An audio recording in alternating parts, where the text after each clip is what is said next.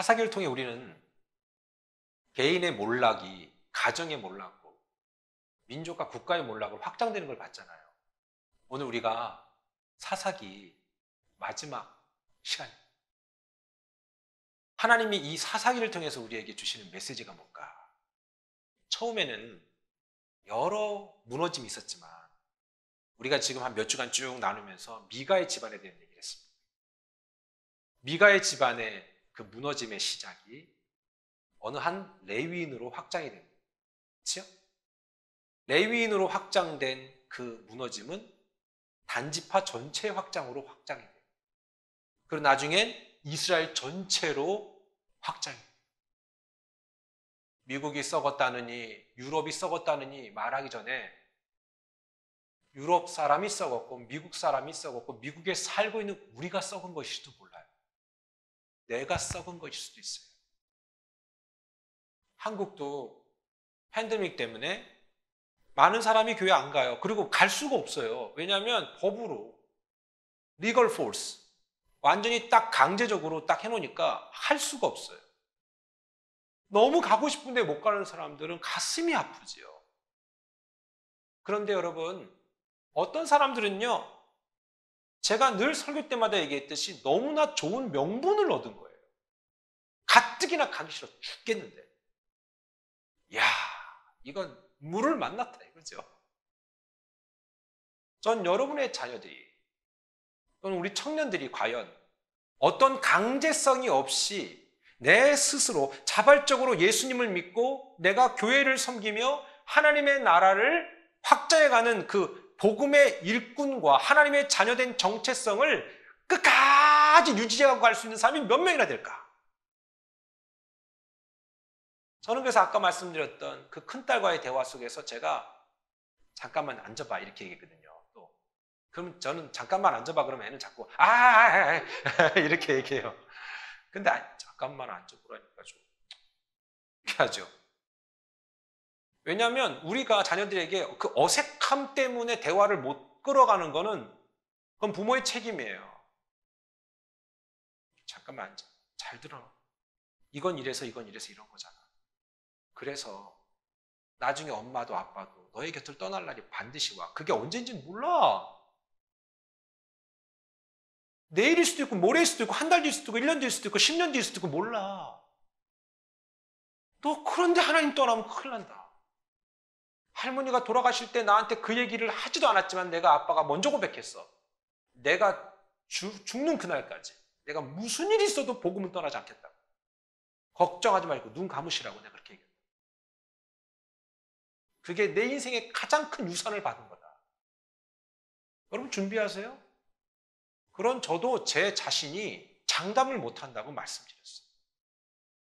우리 애들이 믿음을 온전히 굳건히 붙들고 몰라요 이거는 아무도 몰라. 그러나 모른다고 해서 안 하는 건 안 되잖아요.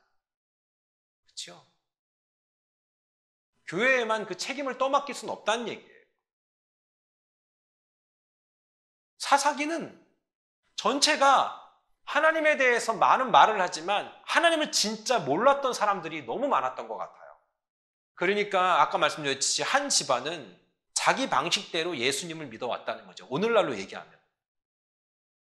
이게 옳을 거야, 이게 맞을 거야 라고 꺼야 했던 것이죠. 누구 하나 정상적이지 않아요. 개인도 누구도 다 그랬던 것 같아요. 팬데믹은요 진짜 우리한테 선물이에요. 무슨 선물이요? 믿음의 거품 빼고 진짜와 가짜를 가리는 이런 적이 없었잖아요. 우리 어렸을 때 휴거 이런 얘기 많이 했었어요. 그렇죠? 저는 이거를 휴거라고 말할 수는 없고 이것을 7년 대환란이라고 말할 수는 없지만 여러분 이거는 진짜 하나의 시작에 불과한 것 같아요. 이번 팬데믹이 끝나게 될지 아니면 계속 어떻게 변형을 이루어갈지 모르겠지만 저는 이 과정이 저와 우리 모두를 충분히 검증하고 필터링할 수 있는 전 세계 크리스천을 필터링하는 진짜 놀라운 기회와 같다고 생각해요. 하락인 여러분들이 여기에서 하나님의 은혜의 필터에 걸러져서 정말 끝까지 믿음으로 승리하게 되기를 축원합니다. 근데 이것은 우리에게 어쩌면 필요했어요. 여러분 그거 아세요? 초대교회 때라든가 아니면은 기독교 초기 역사에서는요. 예수 그리스도를 믿는 것은 자기 목숨 걸고 믿는 거였거든요. 어떻게 보면 그때가 진짜라고 생각하지 않아요? 지금 우리가 예배는 다 옵션이고요. 어떻게 보면 너무 쉽고 너무 편안한 예배일 수도 있다는 얘기예요. 내가 다 결정하잖아요. 내 자신이 그렇게 결정하잖아요. 근데 그 당시는 그런 내 결정권이 없었어요. 내가 예수를 믿을 것이냐 죽을 것이냐. 양극단이 되게 극단적인 상황이죠. 그러나 우리는 그런 극단을 맞이한 적이 한 번도 없어요.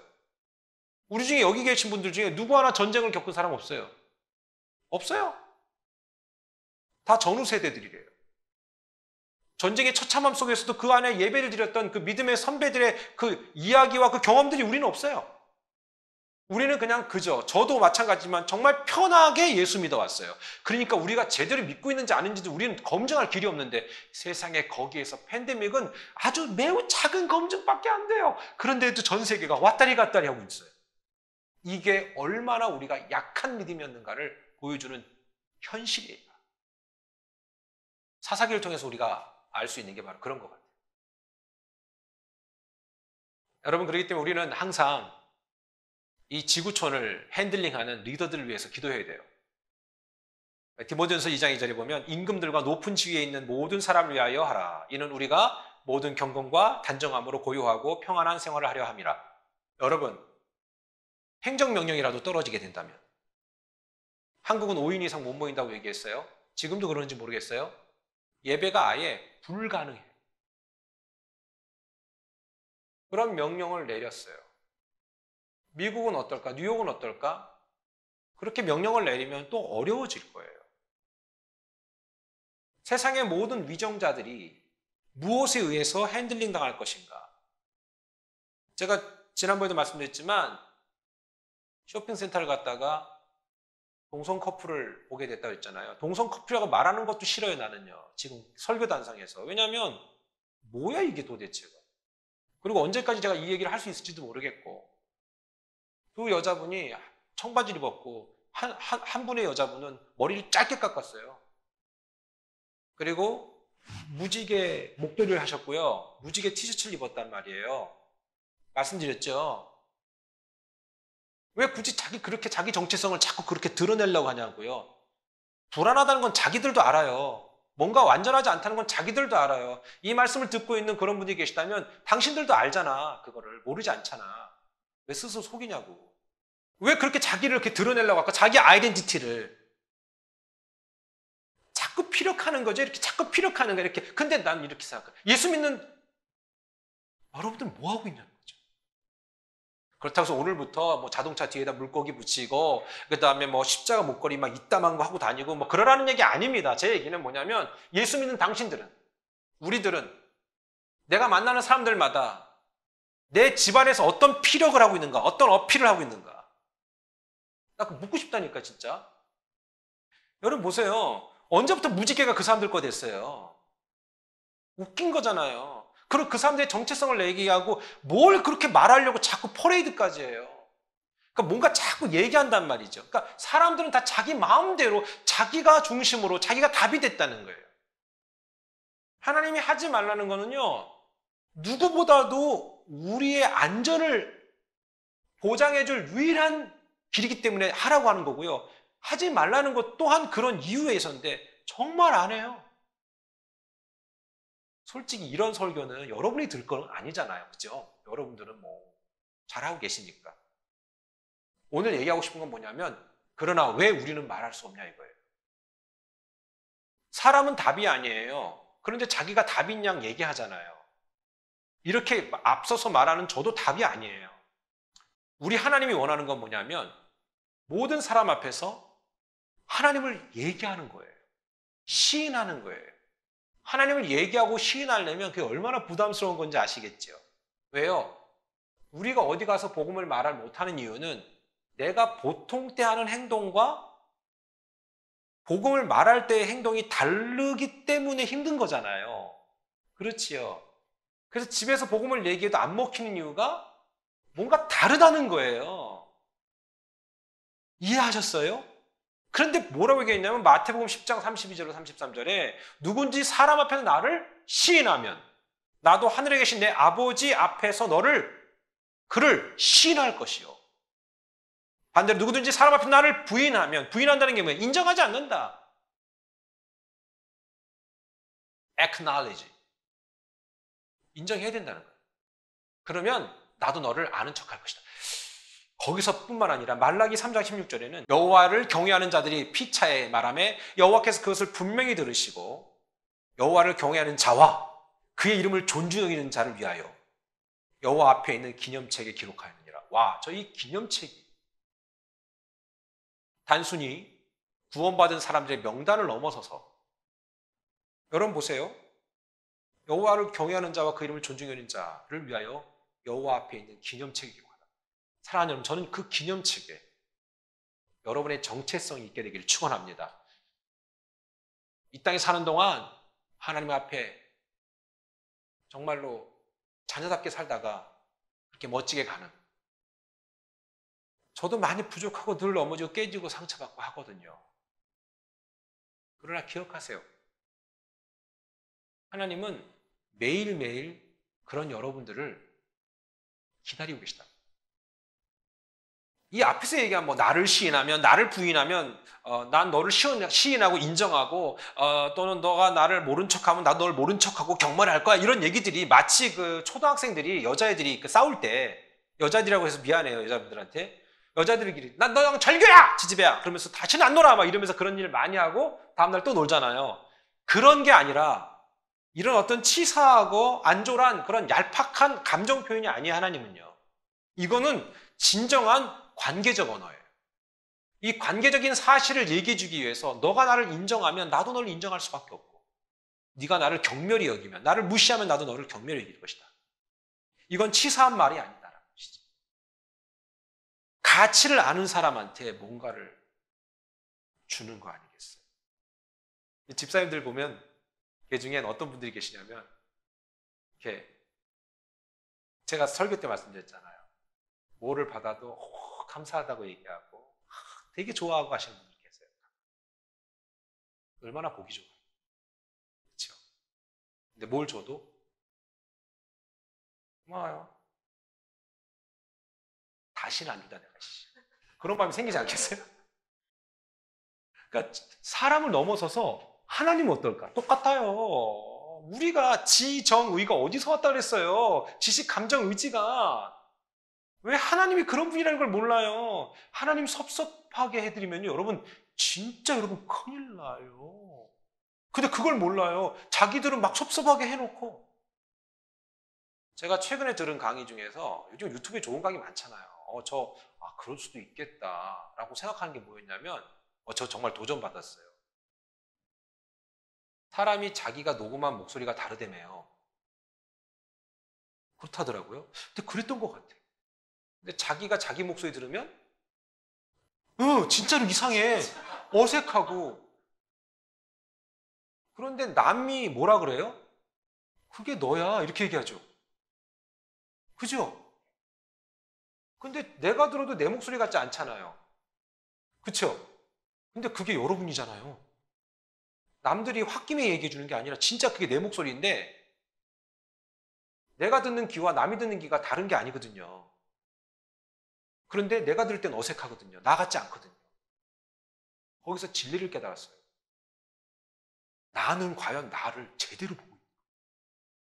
나는 나를 제대로 이해하고 있는가?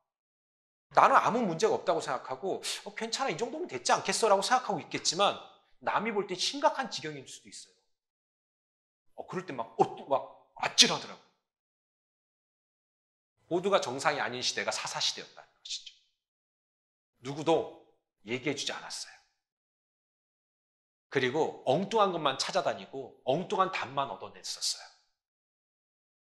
몇 주 전에도 여러분들에게 한번 얘기했던 기억이 납니다만, 잊을만 하면 전화를 주시는 분이 계시다고 그랬어요. 전화하셔서 저한테 그러더라고요. 목사님 아직 예배 드리세요? 그래서 예배 드리죠. 아니, 아직 예배 드려요. 아직 예배 드려요. 그랬더니 그래요? 그렇군요. 목사님, 그런데요, 사업은 어떻게 해야 돼요? 이렇게 해서 이렇게 하는 게 맞아요? 그래서 내가 그랬어요. 알아서 하세요. 그랬어요. 진짜 제가 그랬어요. 알아서 하세요. 왜냐면 맨날 똑같은 질문. 답은 난 이미 줬잖아. 이미 줬다고요. 그리고 답은 성경에 있어요. 왜 자꾸 물어보냐고. 왜 물어보는지 제가 알아요. 자기가 원하는 답이 나올 때까지 물어보는 거예요. 인간의 습성은. 그렇죠? 그 답을 쫙 듣고 싶은 거예요. 남편 문제는 어떻게 풀어갈까요? 자녀는 어떻게 가르쳐 줬잖니 내가 예전에. 그래서 제가 그분한테 세 가지 이유로 그날부터 답을 안 해요. 왜냐하면 어떻게 했냐면 성경 보세요. 나는 이게 도대체 뭐하는 시대인가? 사사시대가 뭐가 다를까? 왕이 없었더니 각각 자기 속인에 오른 대로 예수 믿는다니까요. 팬데믹 지금 자기 마음대로 믿어요. 교회 안 나가요 사람들요. 그리고 어떤 사람은 나갈 필요 없다고 얘기하는 사람도 있어요. 마음대로 하라 이거지. 마음대로. 자기 마음대로 판단하고 마음대로 행동해버리는 거예요. 근데 사사시대가 그랬다. 오늘 마지막 사사기거든요. 엄청난 일이 벌어지잖아요. 자기 감정대로 행동하고요. 즉흥적이고요. 그렇게 막 했었어요. 지금 다 그렇게 믿는 것 같지 않아요. 제가 아까 녹음에 대해서 얘기했어요. 여러분 목소리가 아닌 것 같잖아요. 근데 여러분이에요, 그게. 그게 저라고요. 근데 자기만 몰라. 자기만 몰라. 제가 그랬잖아. 교회에서도, 회사에서도. 남녀가 사귀면 엄청 감추죠. 둘만 감추고 자기만 모르고 다 알아. 안다니까? 우리는 하나님 없이 살아가게 되는 순간에 되게 더 감정적이고 즉흥적이고 되게 막 그래요. 극단적이고 막 그래요. 자신의 성취 욕구가 강해질수록 그만큼요. 그러나 사람들은 열등감이 더 커져요. 자존감은 오히려 더 떨어져요. 누구랑 비교하지 마세요. 우리는 오직 하나님의 관점에서 하나님이 나를 어떻게 보실 건가만 생각하자고요. 안 그러면 살 수가 없어요, 지금. 여러분, 우리가 하나님을 인정하며 사는가, 그렇지 않은가가 이 시대의 가장 큰 숙제예요. 하나님이 없으면 전반적인 모든 부분에 공허함을 느낍니다. 오늘 말씀에서도 하나님을 떠났던 그 이스라엘 전체의 삶이 결국 동족끼리 죽이는 비극이 생기게 됐어요. 그리고 죽인 베냐민 사람이 25,100명이나 죽였어요. 남자 애 할 것 없이 다 죽였어요. 그리고 나서 중요한 건 전쟁에 나간 자가 아까 말씀드렸듯이 26,700명인데 700명 중에서 25,100명이 죽었으니까 1,600명밖에 안 살아남은 거예요. 그런데 나머지 600명이라는 거예요. 그럼 1,000명은 뭐예요? 오합지졸 다 도망간 거예요. 실종되었거나 대열에서 슬며시 빠져나와서 다른 곳으로 도주한 사람들. 자기는 베냐민 사람 아니라고. 그렇게 돼버린 거예요. 하나님은 이스라엘의 문제도 심각했다고 파악하셨지만 무엇보다도 이 기브아 사람들, 이 사람들을 옹호한 베냐민 사람들의 문제, 책임을 하나님은 물으신 거예요. 하나님은요, 이스라엘 전체의 책임을 물으신 거예요, 지금. 서로 싸우게 해버린 거죠. 근데 은혜 아래 결정한 것이 아니었기 때문에 이 일은 후에 이스라엘 전체에 어떤 위기를 초래합니까? 오늘 사사기 21장 2절로 3절을 한번 읽어볼게요. 시작! 백성이 베델로 이르러 거기서 저녁까지 하나님 앞에 앉아서 큰 소리를 울며 이르되 이스라엘 하나님 여호와여 어찌하여 이스라엘에 이런 일이 생겨서 오늘 이스라엘 중에 한 지파가 없어지게 하시나이까 하더니 아니 하나님이 난 참 여러분 생각해봐요. 하나님이 한 거예요? 지들이 했잖아요. 여러분 하나님이 여러분들 안 되게 했나요? 때로는 자기들이 그랬잖아요. 우리가 그렇게 스스로 했잖아요. 그런데 왜 어찌하여 이스라엘에 이런 일이 일어났다는 것을 왜 하나님께 물어봐요? 여러분 한번 우리 스스로 한번 생각해 보자는 거죠. 올해 우리 마지막 설교를 들으면서 과연 여러분이 하나님 앞에 어찌하여 그러실 수 있냐라고 얘기할 수 있냐 이거죠. 하나님 어찌하여 나한테 이렇게 하실 수 있어요? 정말 그렇게 저는 할 말이 없어요. 하나님 앞에. 제가 그랬잖아요. 아까 찬양할 때. 보다 난 인생 살질 않았어요. 심각하게 살질 않았어요. 정말 믿음의 눈으로 하나님을 지금 바라볼 수 있다는 것만으로도 감사한 거지. 목사님 정말 저처럼 힘들지 않아서 목사님 몰라요. 이런 사람도 있을 수 있어요. 영적으로 깨어있지 않고 내 마음대로 살다 보면 언젠간 나도 정리할 수 없는 그런 막다른 길에 다다르게 됩니다. 오늘 이스라엘이 그런 상황이 온 것이죠. 그나마 그들이 그 사실과 상황을 잠시나마 느끼게 된 게 뭐냐면 바로 오늘 4절의 말씀이었어요. 이튿날에 백성이 일찍 일어나 거기에 한 제단을 쌓고 번제와 화목제를 드렸더라. 우리가 하나님을 잃어버리는 것은 예배가 무너질 때예요. 예배가 무너지면 정상적인 삶을 살 수가 없어요. 그래서 인생에 문제가 생긴 사람, 하나님과의 관계가 문제가 생긴 사람은 예배를 가볍게 여겨요. 여러분들 그렇게 되면 안 된다는 거죠. 하나님을 존귀하게 여기는 사람은 예배를 존귀하게 여긴다는 것이죠. 예배가 무너진 삶에는 반드시 위기가 옵니다. 그리고 하나님을 가볍게 여기는 삶에도 동일한 현상이 일어납니다. 모든 우선순위에 예배를 가장 존귀히 여기는 그런 삶이 되기를 축원합니다. 그리고 딴 거 없어요. 제가 말씀드렸잖아요. 아이들한테도 저는 옵션이라는 걸 주지 않아요. 예배 지각하면 큰일 나지. 예배를 빠진 일은 정말 죽고 사는 문제 아니면 안 되지. 그렇게 배워왔고 우리 애들한테도 그렇게 얘기를 하고 있어요. 그 무게감을 이 아이들이 느끼기 전까지는 잘 모르겠지만 느낄 수 있었으면 좋겠어요. 왜냐? 사무엘상 2장 30절에 이 말씀 때문에 저는 내가 알고 있는 모든 사람들이 이렇게 선택하기를 원한다는 것이죠. 나를 존중히 여기는 자를 내가 존중히 여기고 그리고 나를 멸시하는 자를 내가 경멸하리라. 하나님이 말씀하신 거예요. 하나님과 내가 만나고 우리의 상태를 점검받을 수 있는 유일한 시간은 지금 이 예배 시간입니다. 이 예배 시간이 얼마나 중요하다는 것을 알면 이것이 내 인생의 옵션은 되지 않습니다. 오늘 그나마 순간적으로 이스라엘이 정신을 차리게 된 것도 베델로 올라가서 단을 쌓고 거기에서 정신 차리게 된 겁니다.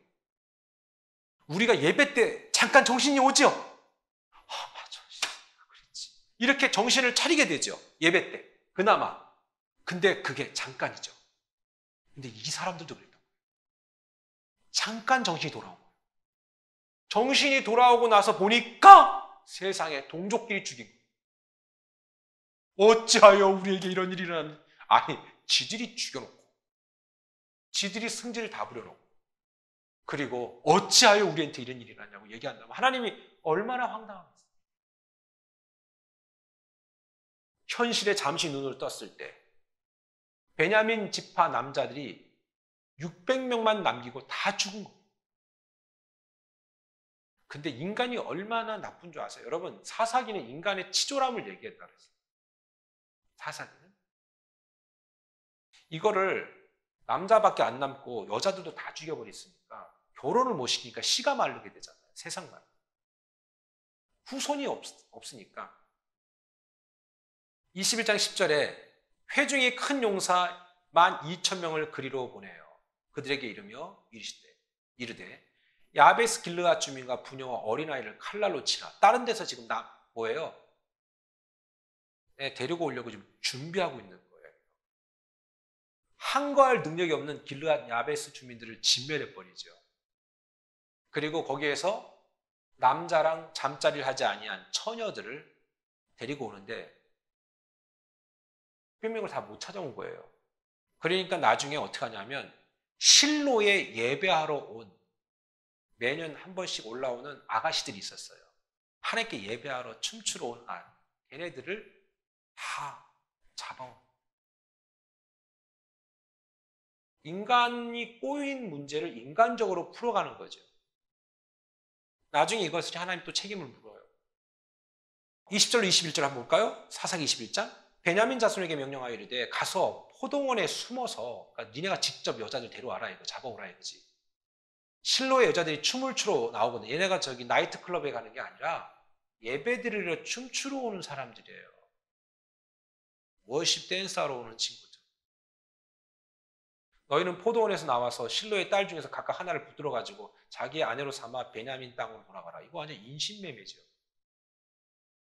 여러분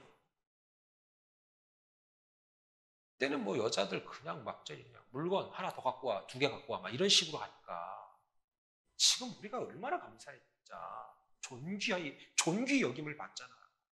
이들이 예배를 통해서 잠깐 정신을 차리게 됐으나 그것도 오래 못 갔다는 얘기예요. 하나님 앞에 완전히 회복된 이스라엘이 아니기 때문에 잠깐 눈이 떴다가 또 감깁니다. 마치 예전에 다윗을 그렇게 죽이려고 했던 사울이 잠깐 예언을 했잖아요. 그것과 똑같은 거예요. 예배 현장에 있고 계속해서 지속적인 은혜를 공급받아야만이 이 은혜가 유지되는 건데 그게 안 된다는 거죠. 말씀드렸어요. 그래서 영적이지 않은 사람은 일관성이 없다. consistency. 그게 없는 거예요. 그러니까 맨날 이랬다 저랬다. 옛날에는 된다 그랬다가 안 된다 그랬다가 또 언젠 된다 그랬다가 안 된다 그랬다가 계속 왔다 갔다 하는 거예요. 그걸 뭐든지 자기 주관에 맞추는 거예요. 자기 소견에 옳은 대로 한다는 거죠. 모두가 다 자기가 정답이다. 말씀드렸습니다. 이 앞에서 설교하는 저도 정답이 아니에요. 저도 허점투성이라고요. 하나님의 정답인 말씀을 전달할 때만 정상이라고. 그래서 이걸 유지하려고 저도 맨날 싸워요. 제 스스로. 아시겠죠? 그때는 왕이 없었습니다. 모든 것이 자신의 기준이었습니다. 그들에게 하나님을 때와 상황에 따라 움직이는 그런 존재에 불과했습니다.